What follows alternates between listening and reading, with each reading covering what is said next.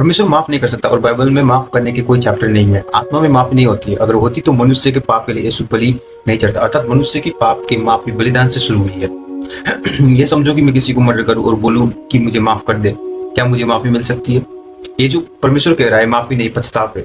एक कैदी जब मर्डर करके जेल में सजा काट रहा होता है, उसको माफी नहीं पछताव करना पड़ता है। ध्यान से सुनो, जब तक माफी मांगने के कोई डायमेंशन में ना हो तब तक आप परिवर्तन की बिंदु में नहीं हो।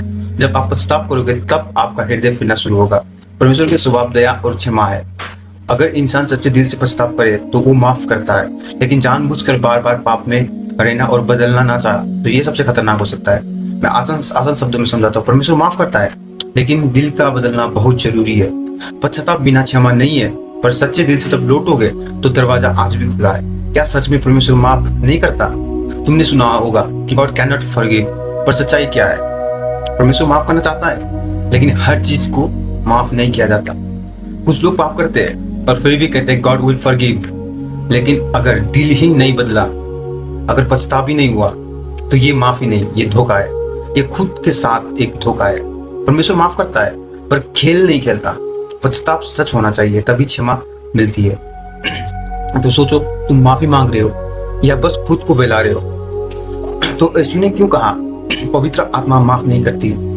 सबसे पहले बात साफ कर लेता हूँ। यीशु ने खुद कहा मैं एक खास पाप है जो माफ नहीं होगा। मत्ती 12 के 31 के 32 के अनुसार हर पाप और निंदा की माफ किया जाएगी, पर पवित्र आत्मा के विरुद्ध निंदा माफ नहीं होगी। इसका मतलब क्या है? जब जीसस क्राइस्ट ने ये कहा तब लोग क्या कर रहे थे? वे साफ साफ परमेश्वर के काम देख रहे थे, चंगाई चमत्कार देख रहे थे, फिर भी जानबूझकर उसको हल्के में ले रहे थे। अपनी मन को कठोर करना और पुराने स्वभाव में ही रहना पवित्र आत्मा की निंदा करना है। यानी सच को जानकर भी उसे रिजेक्ट करना पवित्र आत्मा की निंदा करना है। पवित्र आत्मा क्या करता है? सच को दिखाता है, पाप का एहसास दिलाता है, परमेश्वर की ओर खींचता है।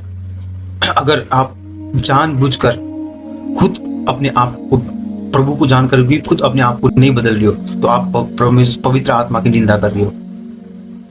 ध्यान से सावधान रहो और उसकी अकॉर्डिंग चलो।